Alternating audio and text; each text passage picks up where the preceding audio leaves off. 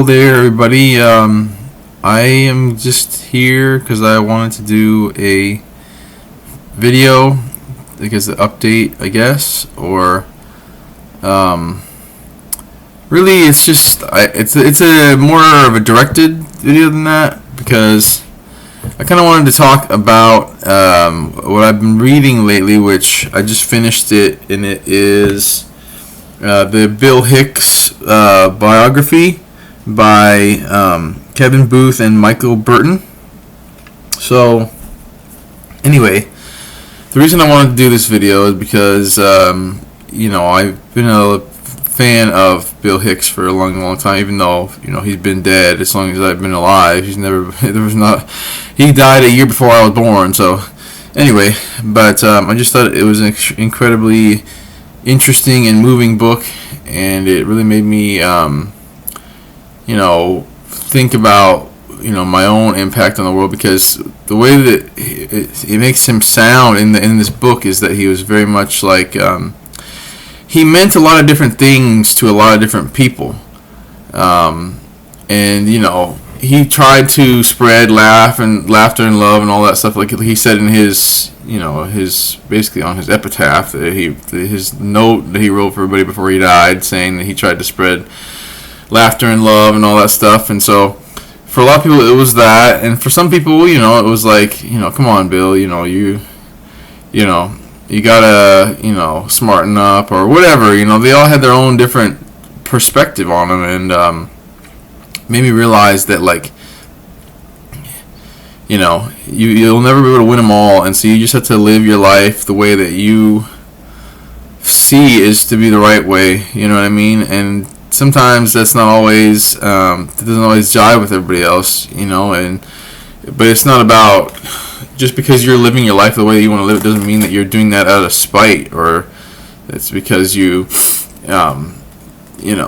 just to get back at the other people, like the conformist people or whatever. Because really that's what he was fighting, is this whole, he basically was fighting what America has already become now. America, what it is now, if somebody like Bill Hicks came around, he would be arrested real fast, because he's talking about the military activities in our country, and he was talking about, of course, the pro-life movement and the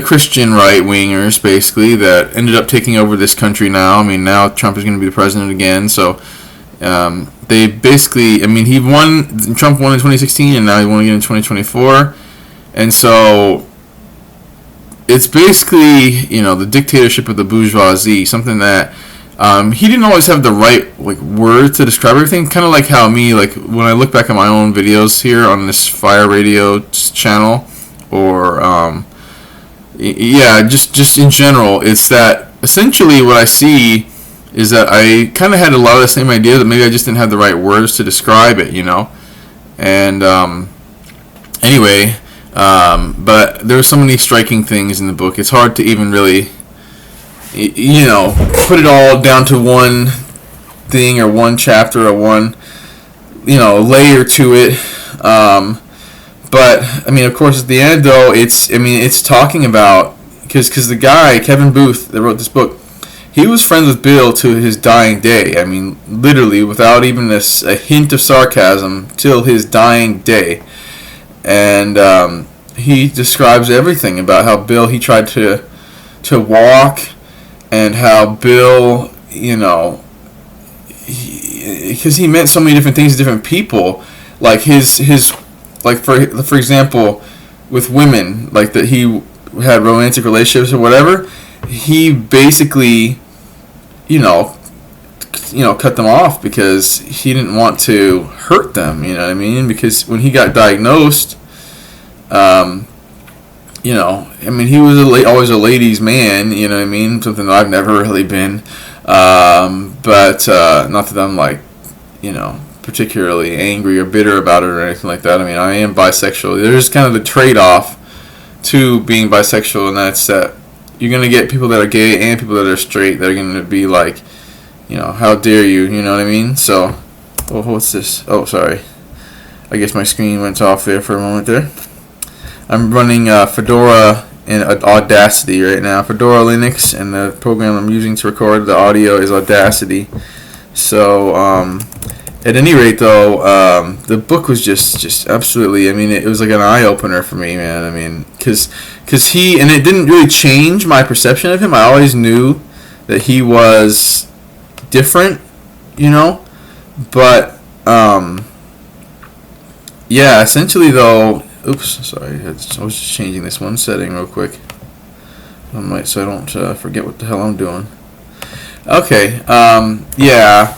Anyway, but I mean, really though, Bill, he really forcefully tried to push certain people away when he was dying. Like certain people, he wanted to be as close to them as he possibly could, like Kevin Booth, who wrote the book, like I said, but with other people, he was like, get away from me. I don't ever want to talk to you again. And I'm sorry that I hate that with one of these girls. I'd have to go back and look at. I could probably add it to the video later and look at subtitle or something. But this one of these women, he's like, I hate that I love you. You know what I mean? Like, and I should have never met you and all this stuff. And it was like, and she's saying like it hurt so much at the time, and I hated him so much. I hated his guts and everything. And then when she realized that he was dying, that he was dead, it was like, wow, like I was hating this guy for something I didn't even understand. And anyway, it was just very profound to me, and his ability, his will to just keep on going even towards the end. I mean, one thing that I learned in the book that I didn't never know about was that even after his last, quote unquote, last performance that he had in, if I'm not mistaken, I think it was, I want to say it was California, but I don't remember exactly. I think it was Igby's. And so he had a performance that he did in, October of '93, and that's considered to be his last performance. But I mean, the book talks about even when his cancer was getting really bad, like a tumor was growing inside of him and all that stuff, he was still in, I think it was either December or January, which, that's some of the last weeks before he died, he was doing a show in like December, and but he couldn't complete it, which, I mean, that explains why there's no footage of it online. Nobody wants to see something as terrible as that, like somebody that's on their dying, basically on their deathbed, trying to perform and be what he always seen himself as being like people's monkey boy, because he liked doing comedy, but but the book also, and I always kind of knew this about him as well, he wanted to be way more than just a comedian. And especially one thing too I didn't know as well was that he wanted to be a musician. I mean, I knew that he made some music and stuff like that, but I always thought that it was just kind of like he's messing around, you know what I mean? Not like taking seriously, but more of like, I didn't realize how seriously he was taking it, and the music thing. And then, but there's so many eye-opening moments in that book, and it highlights though, like, we can mean, there's so many people in this book that have so many different perceptions of it. We can mean totally different things to different people, and that's like the multi-dimensionality of like the human experience that we're living, is that every person we touch in a different way. And for Bill, I mean, obviously Kevin Booth, this whole book he's talking about, how much he misses his friends. Sometimes he might give a little criticism of something he did or said or done or whatever, but it was always like he knew.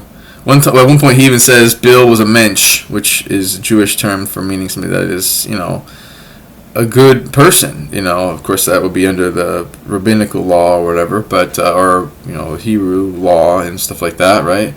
But anyway, that was just how he described it. But I mean, Bill was always trying to do the right thing, and that's really why I've always liked him. He had Bill always. I've never seen Bill as being a perfect person, but he always inspired me because he wasn't perfect, but he didn't act like he was perfect, and he wasn't afraid to just call a spade a spade, question the system that we have in place. And there was one of his most profound quotes to me was when he said, it was like in 1990, or at least that's the footage that I've seen of him where he said it.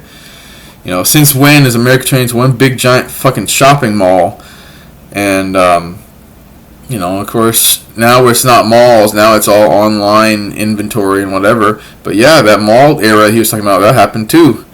I mean, he was very, even Kevin in the book, he says, don't call him a prophet. But I can't separate, from that thinking, because, and maybe it was just his pessimism, or maybe he just, seeing the way things were going. It's hard to say, but he predicted what America has become now, which is this vapid, corporation. It's a corporation, and whatever these corporations can get away with, they'll do. And now more than ever, we need somebody like Bill Hicks in the world that's gonna say, wait a minute, this is bullshit. Like, like the thing about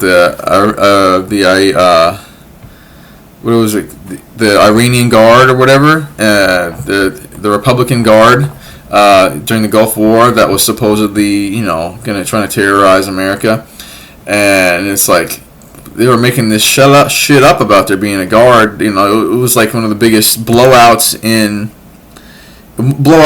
in human history. I mean, America clearly had a massive advantage, and they still bombed the shit out of people. And then he talked about the genocide, like the Rwandan genocide, all these different things.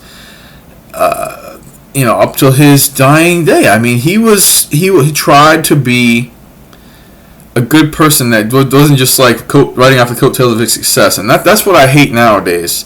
Maybe somebody might say something interesting nowadays, or might do something interesting nowadays, but then they ride off the coattails of that to sell a bunch of bullshit on a podcast. And I think that would have really fired Bill up, like this idea of, we're gonna have all of our talking and opinions, whatever, but it's gonna be on Apple Music podcasts, and we're gonna fucking shill products all fucking day. And then we're going to have focus groups that are, I've seen these things. I've actually filled out surveys before in the past to get a little extra money or whatever. They'll have surveys where they're like, what did you think of this advertisement in this podcast? And, what do you think we could do to make it better? I mean, it's literally like they're doing focus groups on podcasts. So they're trying to get more money from these podcasters. So it's no longer free share of information and speech and whatever. It's about, what can we do to get the maximum profit in dollar from anything that we do, no matter what? I mean, there's no principle to it.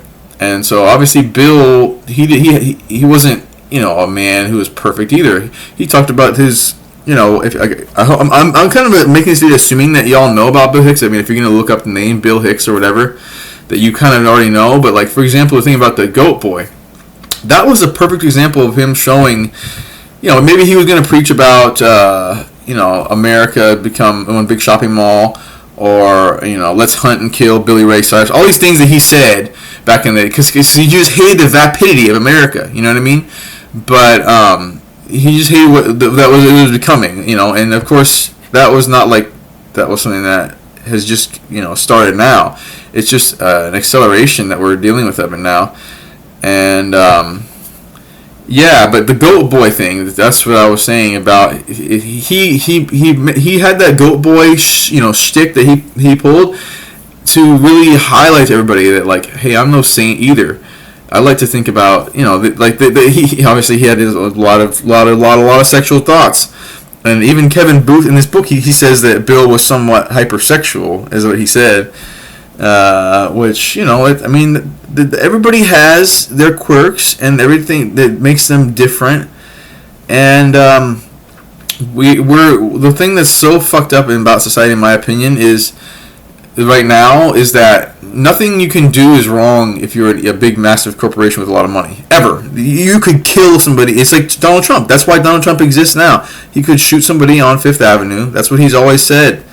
He's reiterated it several times. He could shoot somebody on Fifth Avenue, and my fans my loving fans would still support me. Tremendous, glad, bad, mad, sad. He can't even speak a fucking sentence. He's dumb, but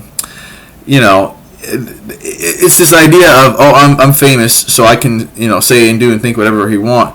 No, dude, like, so basically, a rich or famous person can say, do, think, feel anything, but if a poor person says, thinks, feels anything, they're canceled, they're eliminated, they're, anything the worst that they can do to somebody, get them fired from their job, and they use that to amp up the cruelty. I mean, that's what fascism is. It's amping up the cruelty and numbing people to it, so that they can, submit to their government. I mean, that's it. That's it. And that's what. And Bill Hicks, he knew all those things. That's why he was like. It says here on the front cover, slip cover of this book, it says, "Fuck you." That was basically Bill Hicks' attitude on stage. If you didn't like him or what he had to say, that was your problem, right? So that's a direct quote, all right, and that's what people we're missing in society right now. Every single one of these people that's an influencer on YouTube, Twitter, Instagram, TikTok, all of them are shit to me, because it's all about the Benjamins. It'll always be morally, spiritually bankrupt until they get rid of the motherfucking corporate influence on everything. Okay, and that's why I'm a supporter of Libre software. Now, that was something that wasn't really a topic back then, but I'm sure if Bill was alive to kind of see that kind of transpire, he would see, like, wait a minute, you're gonna send all my data to these data brokers, and you're gonna Windows, for example, now they mandatorily capture your screen on your fucking Windows so that they can watch you. They've been known to delete your files, fuck around with your computer, basically, and I like to think, I mean, maybe I'm on my high horse, but I like to think that he would have been opposed to that kind of stuff, But I don't want to assume, though, like, and after his death, what he would have thought or anything. But it's really this is just about this video is about the book, but also his influence on me, And it's weird that I know that I'm kind of giving my book review as if this book is new, because the book is from 2005, I believe, is when it was released.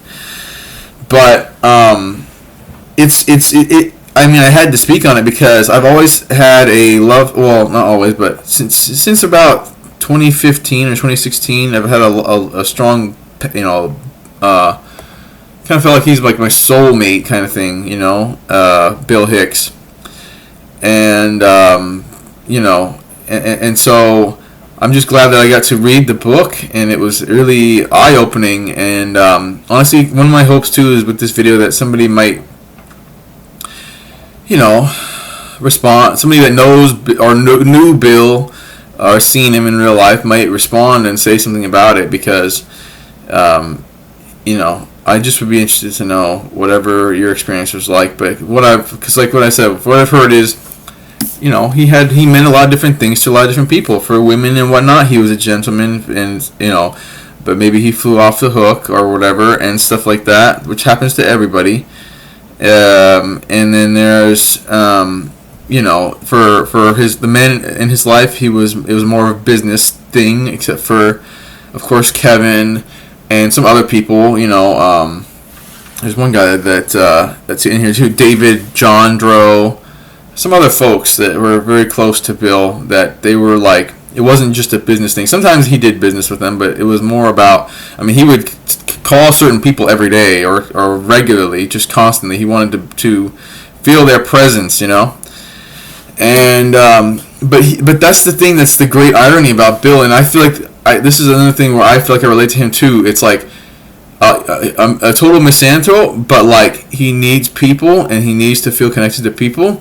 And like when he doesn't feel connected to people, that's when he like loses his fucking shit. Like when he would have hecklers and stuff, he felt so disconnected from the world. It made him feel disconnected from the people around him, like he wasn't part of the world, and that's that kind of thing. I mean, I've experienced that directly. I mean, I've attempted suicide before in the past, and it's like when you feel like no connection to the people around you, you just feel like they're on their own path and you're on your own path, but there's no place where the path intersects. You begin to feel like, your life has no meaning. And so that's what Bill had always struggled against, was just this nihilism that comes with, being an outsider and being an uphill battle, trying to, stand for these different social movements and change, and bringing change and all that, but, also trying to make money.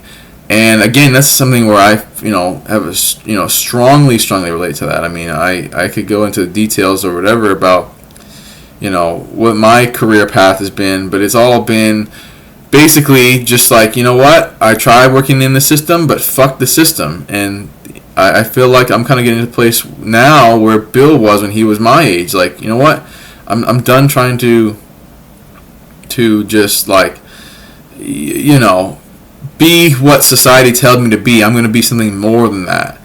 And so that's again one of the reasons why he inspires me so much, is that he had so many dimensions to him, and I guess a lot, I mean, we all do in some way, but his story just really spoke to me. And so but yeah, anyway, so the Bill Hicks Agent of Evolution, definitely a 5 out of 5 star book. Very good, and I'm just glad that I got a chance to read it. I actually didn't even know that the book existed until I think I bought the book maybe about 5 or 4 months ago, or maybe even a little longer than that, because what happens with me with reading is I get a backlog. I have a certain book that I want to read, and I don't like to read another book at the same time, unless if it's just like something like I like to study languages sometimes, so that's one thing, but that's different. I don't like to read 2 different stories at once, because I feel like it's harder to focus on one or the other, so anyway, but yeah, I finally read it. I literally finished it what was it, like a little over 12 hours ago. And so yeah, I just wanted to give my thoughts on it, because of course, I started off this Fire Radio channel being inspired, stating openly my inspiration from Bill Hicks, and not from these people that kind of co-opted my message and my image and tried to turn me into something that I wasn't.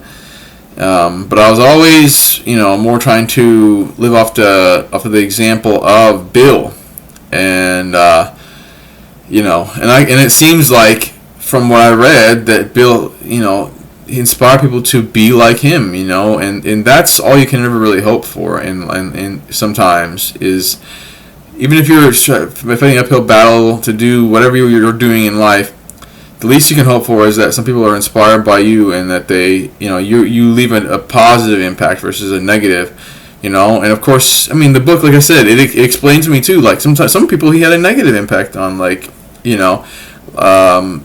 mainly the women, what I mean? Like, there's a few women that, he hurt them and stuff like that.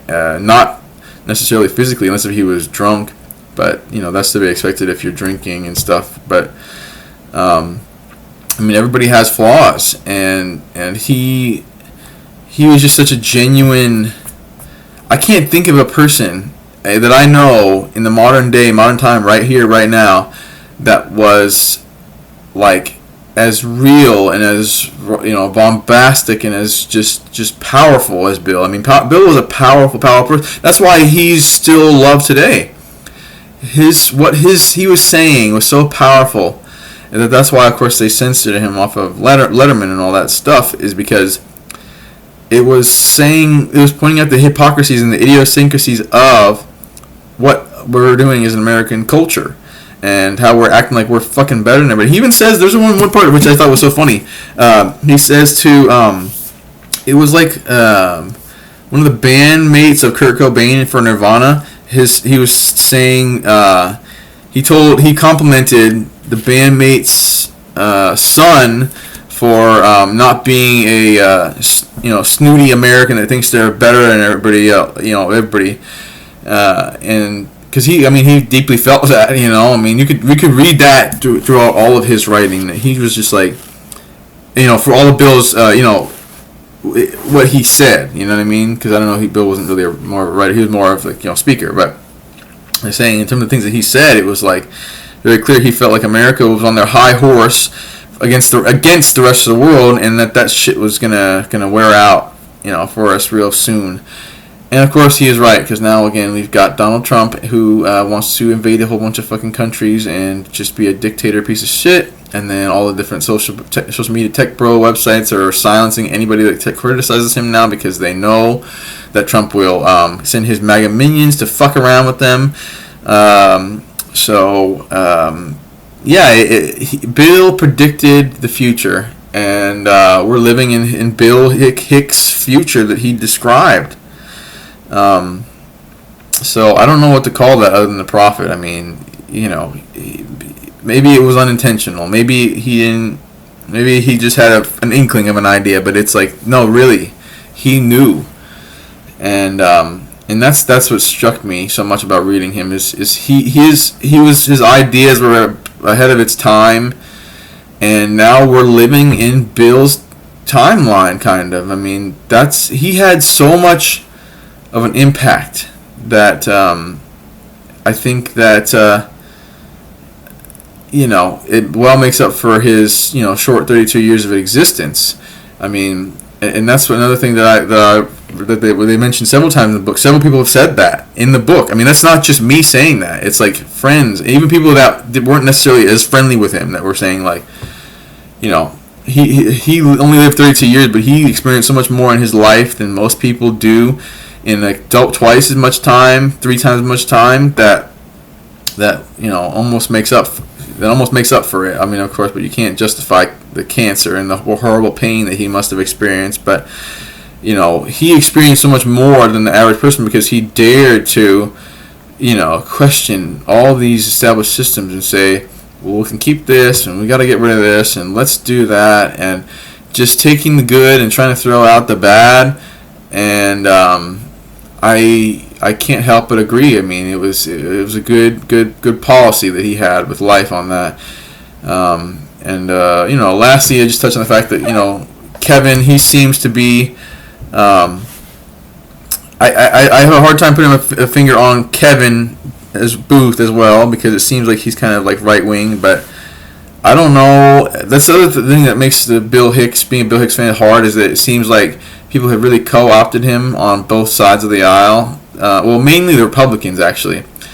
A lot of Republicans and conservatives have co-opted Bill and said that he's their man and all that stuff, because maybe he said the N-word once, or maybe he was completely jokingly saying Hitler should should have exterminated all humans. So people are taking that kind of stuff where he was clearly in jest, and not paying attention to the part where he said that George H.W. Bush was a spawn of Satan and all that kind of stuff, and Ronald Reagan was a piece of garbage, and they said they missed Ronald Reagan. You know what I mean? He had a classic joke where he said JFK shot, Martin Luther King shot, Gandhi shot, Ronald Reagan wounded. Something's wrong. He literally was like, something's wrong with that picture. You know what I mean? Like, somebody should. I mean, he again, his ideas were well ahead of its time, because no revolution has ever been, there's never been a bloodless revolution in human history, and Bill knew that, and he was prepared to fight. I mean, even if it was his own cancer, he wanted to keep on. He wanted to do something every day. He wanted to talk to people. He wanted to move. He wanted to everything. He wanted to read The Lord of the Rings, which I guess from what I read, he was not able to finish the whole trilogy of books.